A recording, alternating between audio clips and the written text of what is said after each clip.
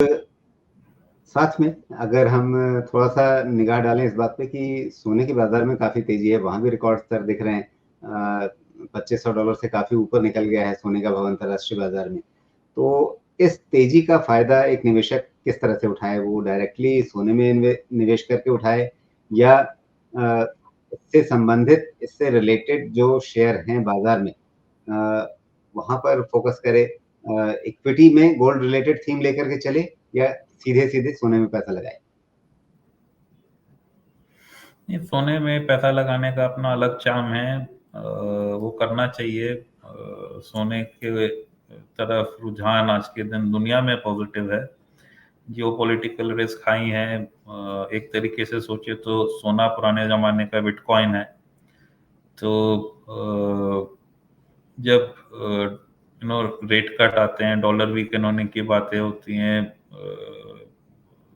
लड़ाइयाँ होती हैं, रिस्क ज़्यादा लगता है लोगों को, तो सोने में उछाल आता है जो आ रहा है। सो मेरे हिसाब से सोना तो रखना चाहिए। पर हाँ, इक्विटी मार्केट अगर आप देखें तो एक जो डायरेक्ट प्ले सोने का होता है वो गोल्ड लेंडर्स का होता है, जो जब सोना इस तरीके से बढ़ता है तो उनकी एयूएम ग्रोथ काफ़ी तेज निकल के आती है। और ये बिजनेस वैसे भी थोड़ा हाई मार्जिन बिजनेस है, तो अगर ग्रोथ अच्छी आती है तो प्रॉफिट की ग्रोथ भी काफ़ी रैपिड आती है। तो ये है, आप देख सकते हो। बट इसमें मतलब जो एक रिस्क है वो ये कि अगर सोने की जो प्राइस इंक्रीज है वो थम गई तो इस बिजनेस में भी एयूएम ग्रोथ फिर काफी कम हो जाती है।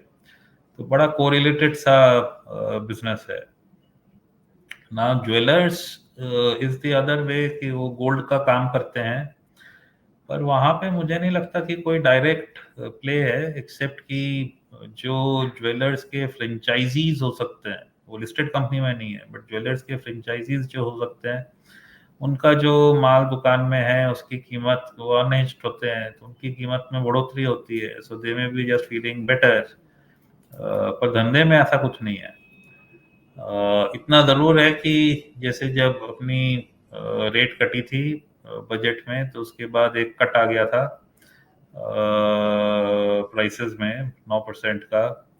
वो अगर क्वार्टर के अंदर ही प्राइस वापस से बढ़ जाते हैं तो जो एक इन्वेंट्री लॉस देखने का वो था डर, वो शायद कवर हो जाए। That's about it.